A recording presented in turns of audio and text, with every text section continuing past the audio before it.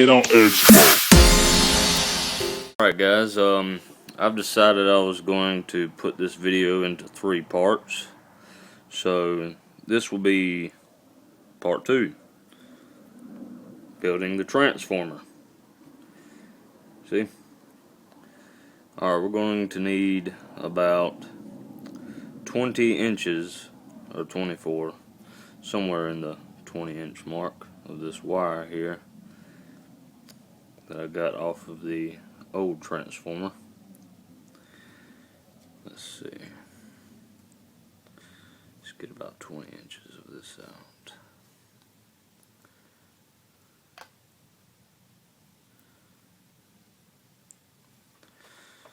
Alright, I presume this is about enough. Not much is going to fit through that. Not entirely.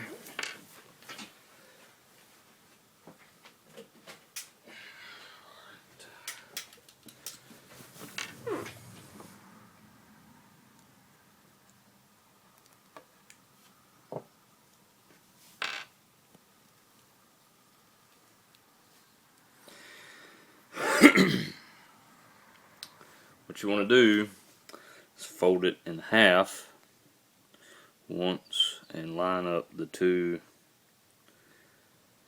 points, the 2 ends.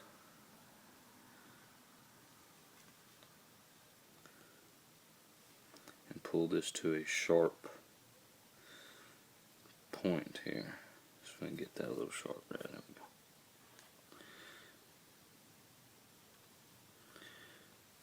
Alright, now we take our little toroid or ferrite core, ring, whatever you guys want to call this.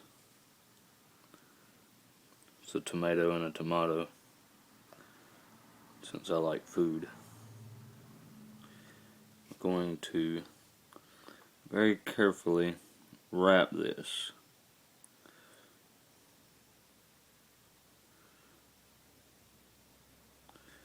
But it don't have to be perfect.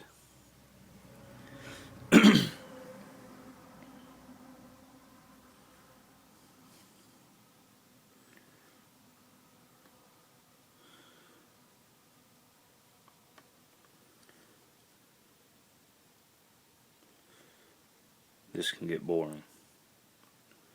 That's why I decided to make 2 parts.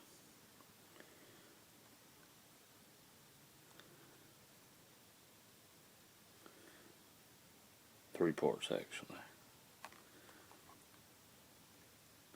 Before I get too far in this, let me plug my soldering iron in.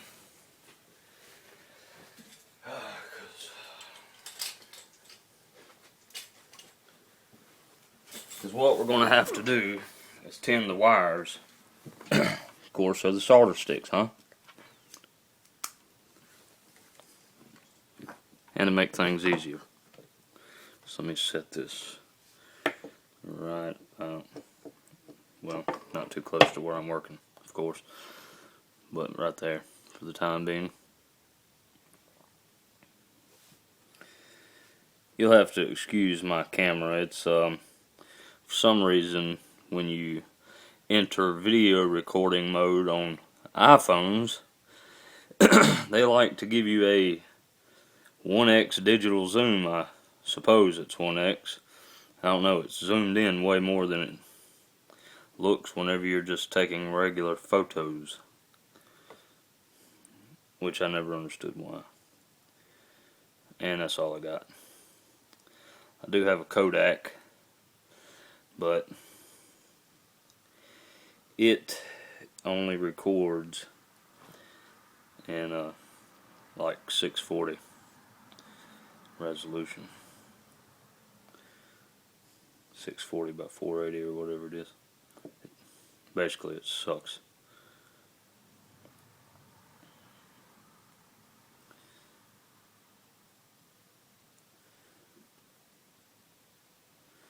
So my hand may and may not be out of focus.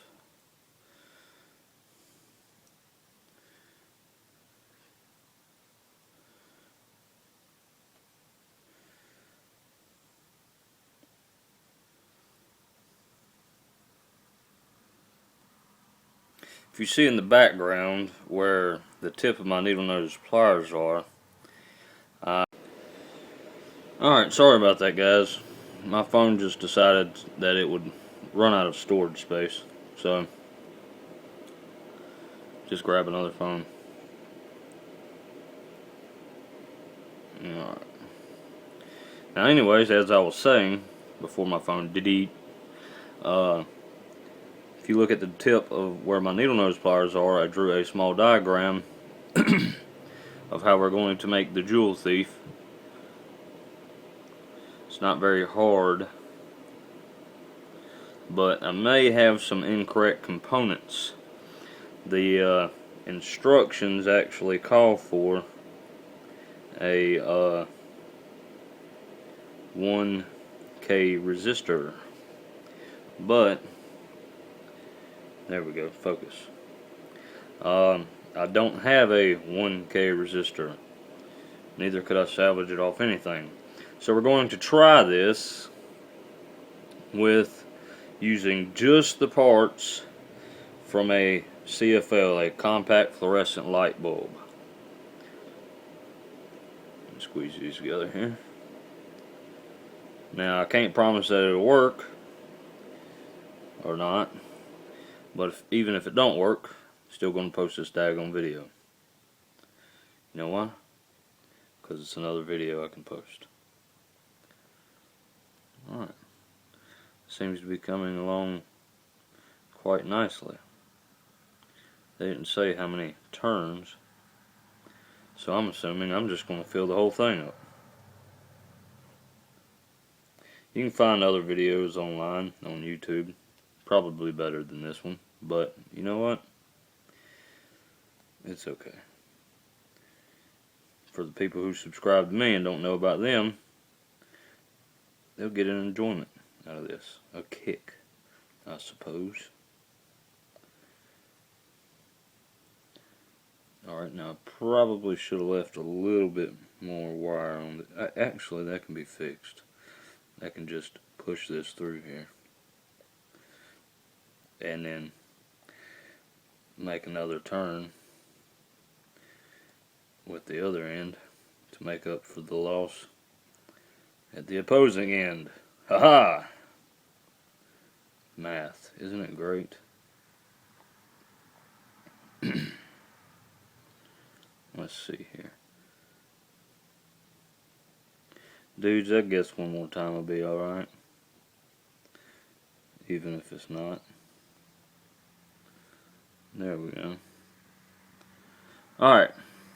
Now the reason I folded it in half and did this was to save me from having to wind any more than like that, because I can just double it like this. Alright. Now I got my handy dandy ohm meter out, so we're going to measure the continuity to find out which pair of coils belong, which wires belong to which of the two pair of coils. Alright, and I'm just going to move the camera. Now this is an old analog meter. It is actually from 1986. I still have the original owner's manual and box. See, 1986 Tandy Corporation with a warranty. You guys probably can't hardly see that. So, that works. Works great. Alright, and what was we doing? Now we're going to tin the wires. So I'm going to bring this in, my soldering iron anyways. See if we can get a little focus by tapping the screen here. Alright, I'm going to find my solder.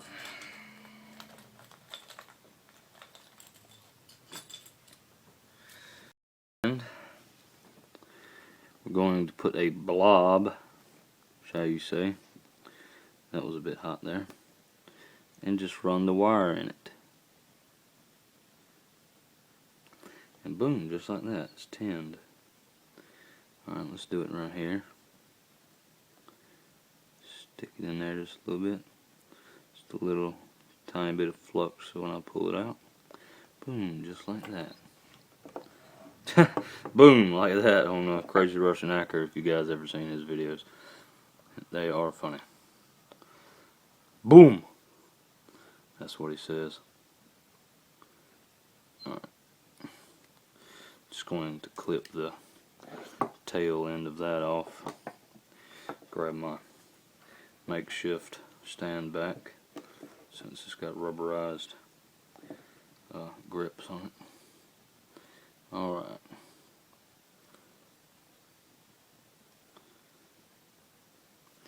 Let's see.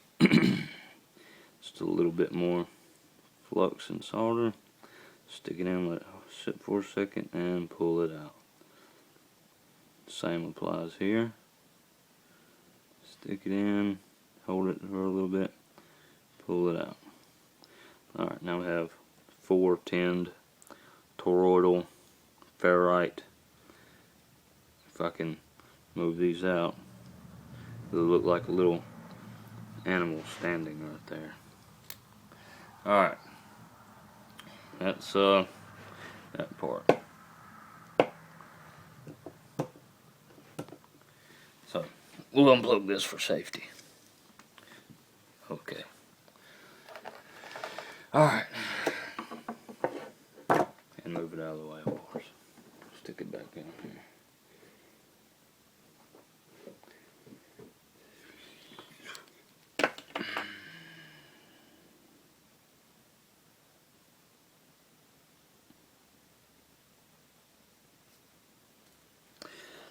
Now I'm going to connect the leads on my handy dandy. Let me see if I can adjust this little makeshift stand out of a roll of toilet paper I got here.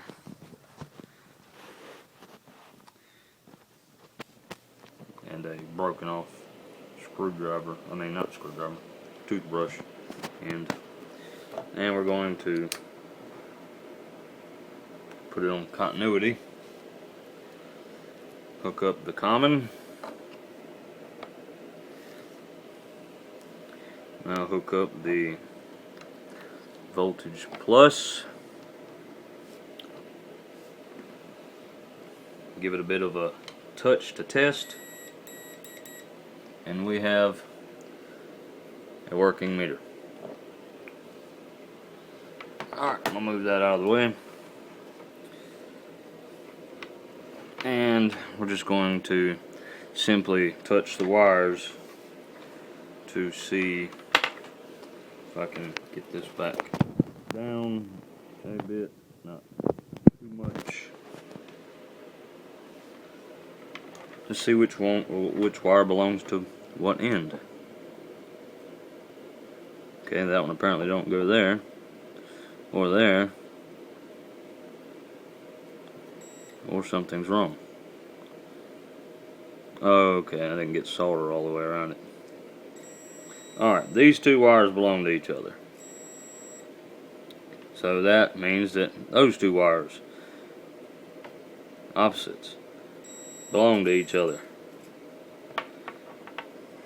So what we're going to do is take one wire from here,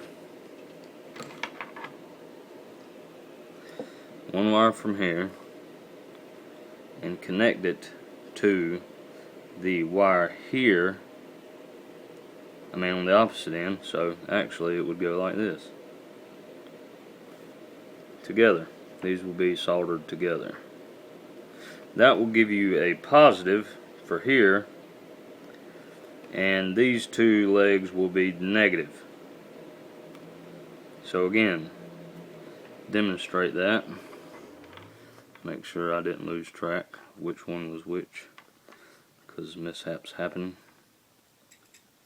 Alright, we know that these two aren't connected. That will be the opposing end. So we will solder these two together No, I'm mistaken. Oh god. Bad. Actually, it is these two, the way I said first time. Okay, there we go. Yeah. That was the whole purpose of making this and doubling it up. Just to do that, guys. So give those a bit of a twist. Not too much. Get all those leads out of the way. Hopefully I don't smell plastic burning in a moment, because they're down there with my iron. We'll just gently twist all of these together. This will indicate positive. Alright. Bringing back the heated dragon. Should still be hot, but I'm going to plug it in just for a second. Shouldn't take very long. Just tap a bit of metal on it. Okay, that cooled down relatively quickly. Alright, this resistor, going to give you a brief overview. This resistor here is not a 1K resistor. It is a 0.46 at 5 percentage, 0.46 ohms. Which, I'm not entirely a resistor fanatic, but I found this website online that all you gotta do is just plug in the colors on the resistor itself. But you see this one, well, I don't know if you guys can see it really. It's got a yellow, a blue, a silver, and a gold band. It's a 4-banded resistor. And it's completely salvaged from, all these parts come out of a CFL bulb. So everything. These transistors here are 13003s. Now you can use different ones, but as long as they're an NPN transistor, and make sure you do a little research before you do it to find out which poles are the base, the collector, and the emitter, because that's very important in how we hook this circuit up. Alright, I suppose this is hot enough already. You'll get a bit of a smoke there. This is thin wire, so it really don't require a billion million degrees to heat up. But we do want to make sure. That's the wire that I improperly tinned earlier. So we do want to make sure that the coating, the enamel coating on the wire, is displaced by solder.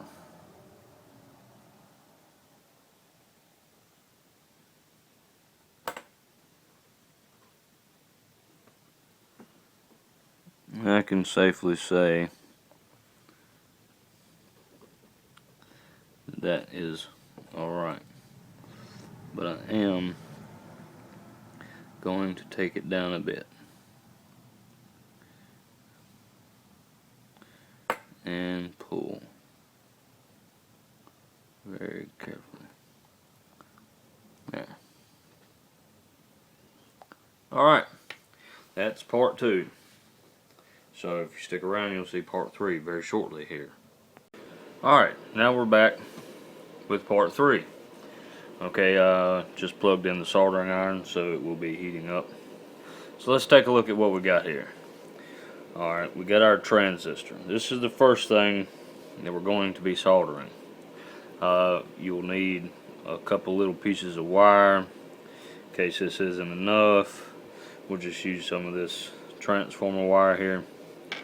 But anyways, we're going to look at the diagram. Well, let's move all this trash out of the way. We're going to look at the diagram and solder it as it shows. The first step is to tin the resistor. Yes, the resistor aficionado I am. We're going to tin this and stick it to the transistor. And after that, we'll hook up some leads for the battery terminals. Well, solder on the wires for it anyways.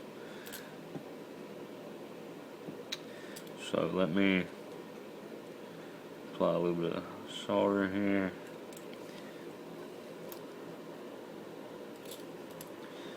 Okay, the transistors are already tinned because I pulled them off the board like they were. So they already got a bit of solder on them. Alright, now if we look over here at our transistor, we can see that number 1 is the base, 2 is the collector, and 3 is the emitter. It reads all the poles are as they are if you were looking at the front of it, with the insignia and stuff on it. The writing is on the front. So what we'll do is we'll look at our diagram and we can see that on the positive side,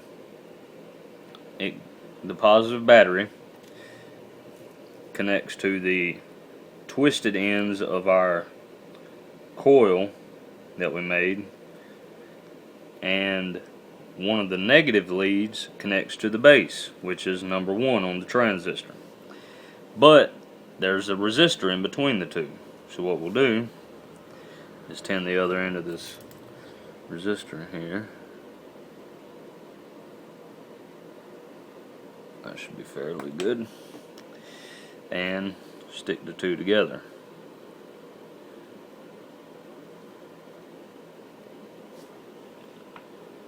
Just a little bit of solder will do.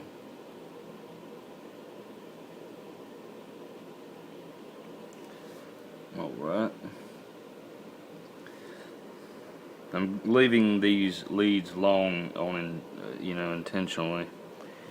What I should have done was probably went ahead and soldered 2 other ones on there, but it's okay because they'll bend and whatnot. Alright. And then the other end of our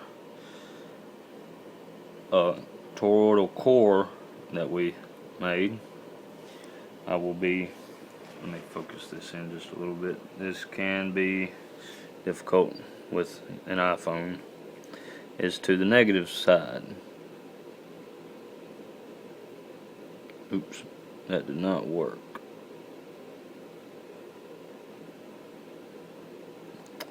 Neither did that.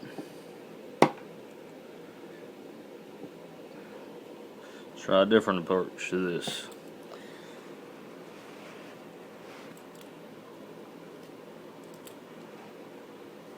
I know that's supposed to go on there at the same time, but it's okay. This is just a little experiment.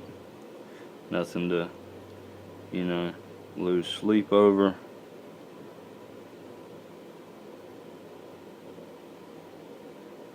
Okay. It's not a perfect solder, but it'll do for playing with this. Actually, I'm going to do this a little bit better here.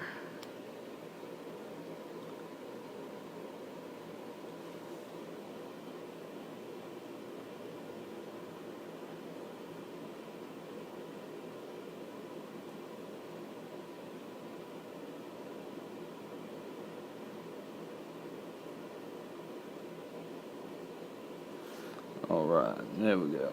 That's way better. Alright. Now we'll have a look at our transistor. Back that up. Alright, and as we look at our diagram here, the light, the LED, which on an LED you have a cathode and an anode. The anode indicates the positive terminal and the cathode represents the negative terminal. Alright, the biggest part, I am not in focus there. The biggest part is the part that's the negative. if you can tell over here, it won't focus, but it'll be a little bit better, is on the left. So this will be the negative lead on this side and the positive lead on this side. So what we'll do is tie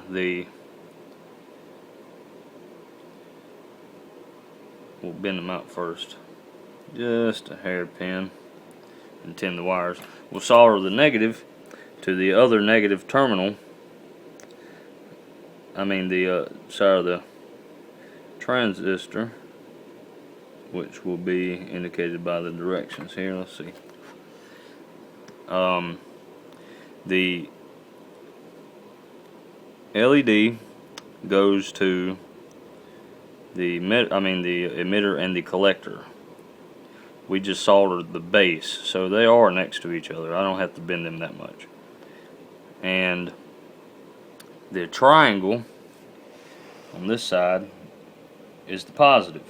So if we look at the diagram, we'll know that that's positive, so we'll connect the cathode to the collector and the negative to the emitter.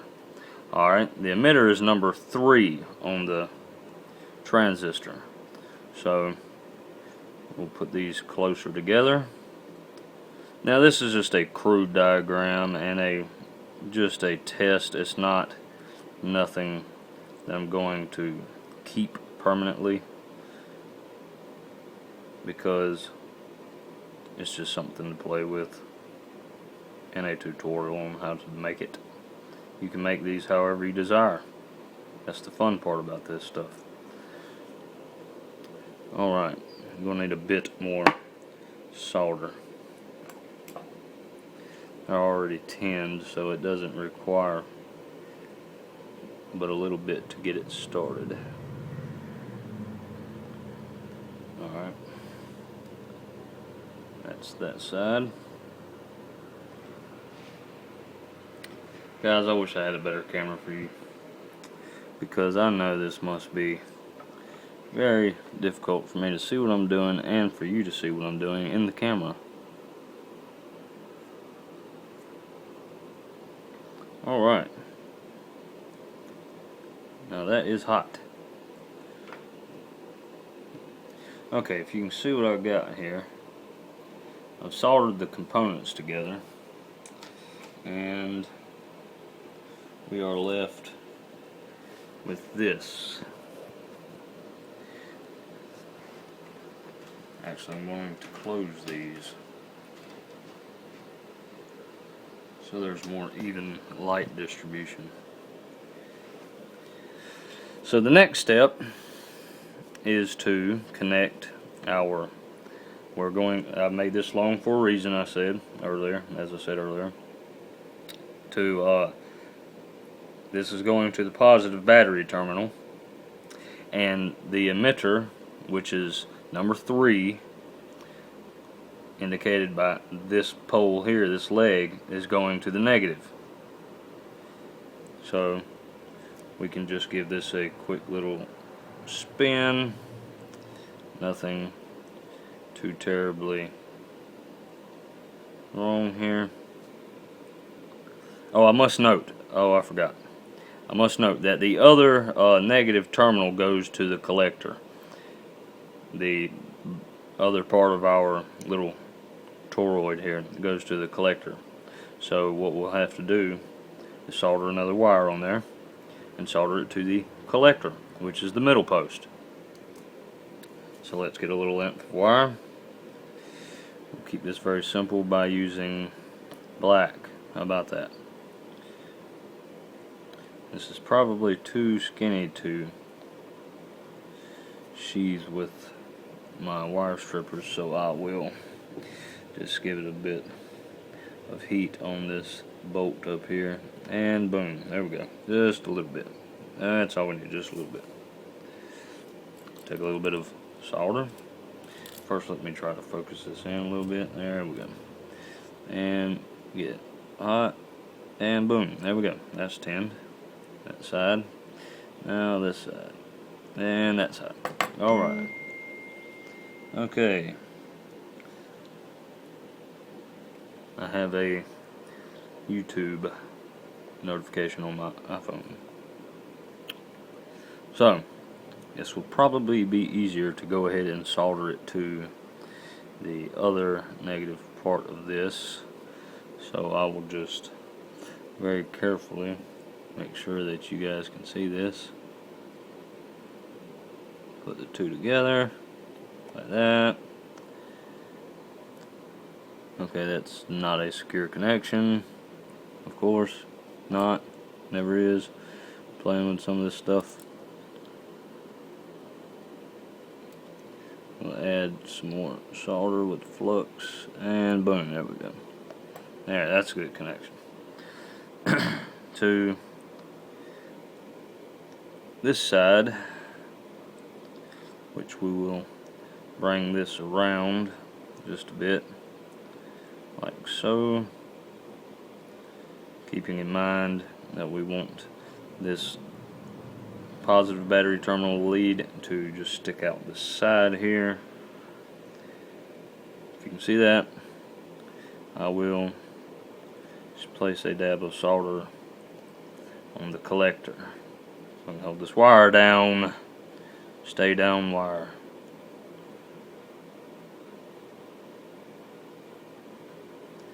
If I had like those helping hands things, this would be a lot easier, because sometimes my hands shake, sometimes they don't, and alligator clips would be a real good addition to my little projects. I really just do these things for fun, guys. Now that is a ginormous blob of solder. That is not necessary, but I did not remove it from my soldering iron, so that's why. But it's not touching nothing else, so that's perfectly fine. We'll leave it like that. Now the last step is just to solder a lead here for the negative battery terminal. For the terminal for the battery, I should say. So I'll skin another little short section of black wire and then heat it up. Okay, now I've noticed on my phone this video has been going for about 13 minutes. If it runs out of storage, then of course you guys will know, and I will have to restart the video. So if it just shuts off, don't fret. There we go. Pull out a bit more solder, bring this over, and add just a little bit. There we go.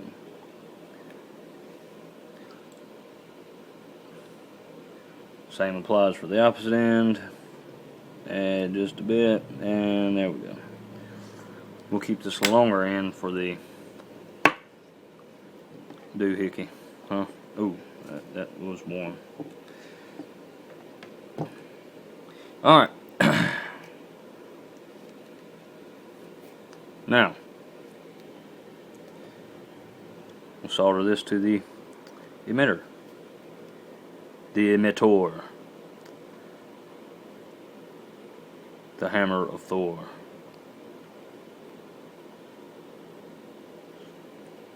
I know this video, guys, must be painstaking to watch, because I'm trying to see what I'm doing here and using a iPhone 4 to record it in very I can't hardly see it on the screen, and it wants to zoom in, which I do not like at all. In fact, I don't like any.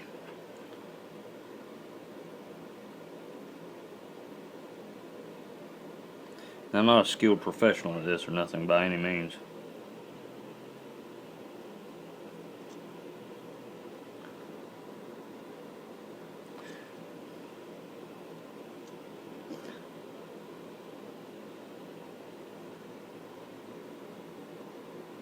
Okay, that's on there.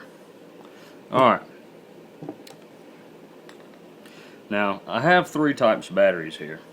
This is our completed Joule thief. Just to test it. It may fail. It may not fail. If it does fail, then we know that something's wrong. probably the resistor I'm using. I have 3 types of batteries. One is a fairly good battery. It comes with a remote sunbeam. Okay, that's not a very notable brand. This is a rechargeable nickel metal hydride 650 milliamp AAA that I soldered a positive bead on there for. And this is a regular, another remote battery that has been run completely dead using my LED touch lamp. Alright, now we're going to measure the voltages on these batteries. First starting with this one, because it is fairly new anyways. I hope so. It just came in a remote. What do you expect? And how we're going to do this is using my meter. Let's move some of this stuff out of the way. And how this works here is that you might not be able to see it. We're going to put this is not all that hard to use. We're going to put this on 10. Alright, now I'm going to try to get this up just a bit and maybe pull this down so you guys can actually see the functionality of it. You probably won't see a totally accurate reading as I see it though. But alright, the first battery that we're going to be testing is hidden. Here it is, connecting the negative terminal to the negative lead and the positive. It reads roughly 1.3 to 1.5. Alright, and how you read this is, being that we got this set on 10 volts DC, there is a 10 right here. This number 10 indicates that we use that range accordingly. Alright, so this would be respectively 2, 4, 6, 8, and 10 volts. Alright, so when I connect this 1.5 volt alkaline cell, you see it as a little bit more than 1.5, but in reality it's roughly 1.4, somewhere in that area. It shows a little bit more because of the camera angle. Alright, now this next battery is a battery that I run dead. Testing again, and you can see it barely holds up. Oh, no, it's set for a while, so it might be reading a little bit higher. There. Okay, yeah, it's about 1.3 volts as well. Now next is the 1.2 volt nickel metal hydride cell. That's been sitting for a while. So actually on mine, it looks different on the camera, I know. It's reading about 1 volt. So that is an ideal battery we'll use. See how the camera angle is a little bit different now. That's about 1 volt. 1.1. And this is the ideal battery to use then, because we're making something that can run an LED off virtually no power. So, with that said, my bowl of cereal. I love cereal. We're going to move this just a hair. Put this back in focus. And we'll test it with what we know is a good battery. This is good. So the first step is to, of course, touch the negative. Pin this up. And we have no light. None. The LED may be bad. I don't think it is though. Now I know I hooked this up right, guys, but there's nothing at all. Very little, if any. So this is a problem. It's probably the resistor. So here's what we can do. We can short this resistor, being that it's not that much voltage, to see if anything changes. And nothing. should be lighting up.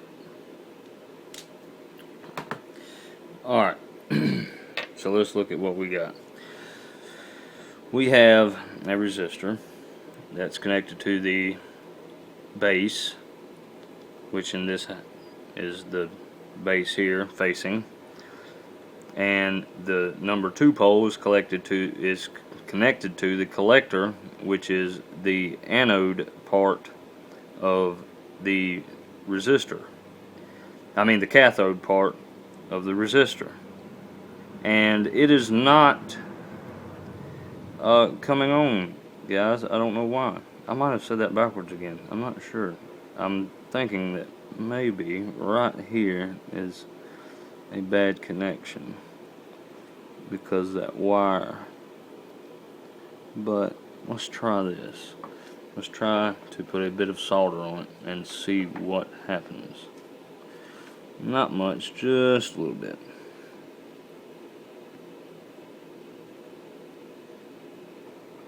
Okay, now I know for sure that wire is connected.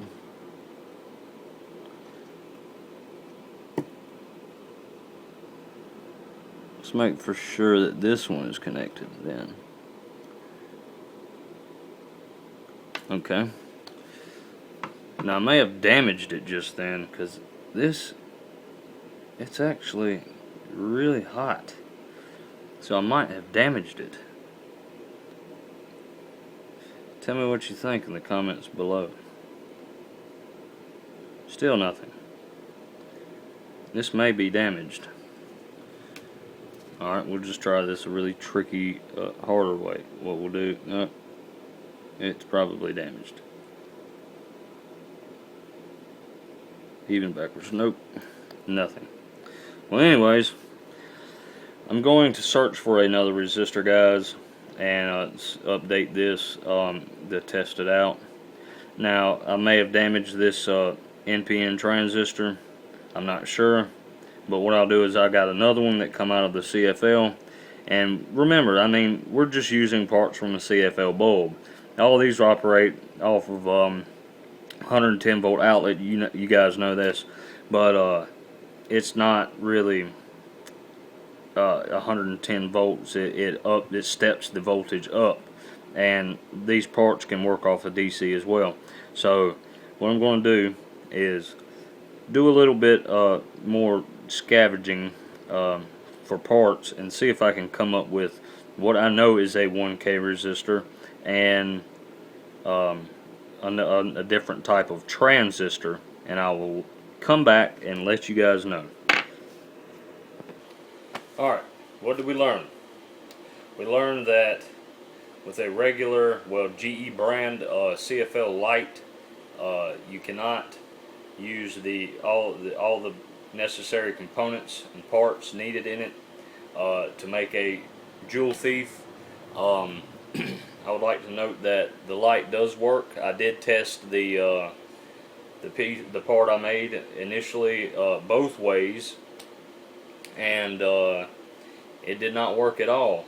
So the incorrect components will prevent this from working. And the light works fine. It's fairly bright, as you can see. Hooked it up to a regular 3.7 volt lithium polymer battery and everything. Well, I guess that's all for now. If you like this video, give it a thumbs up. If you like any of my other videos, check them out. They're in the archives. And I'll be getting back to you guys as soon as I can with another video. Now, note that this was a GE bulb. I just said, I mean, I thought that it would work, but it didn't. So, even though this is a fail, we learned something. We learned that a regular CFL bulb, you will need additional components like the correct 1K resistor, the correct NPN transistor. There were several different ones that were cross-referenced in it. I believe one was a 2N2222, which would be the model that was used in the original PDF format that I read, the file that I read that needed these parts. Now, these parts here, I'm just going to scrap. I mean, I ain't got to use for them, so I'll just put them in my little scrap parts bin and whatnot. Maybe I can find something to use them for later on. But now we know it don't work. What else to do? Anyways, I hope you guys enjoyed this video, and subscribe.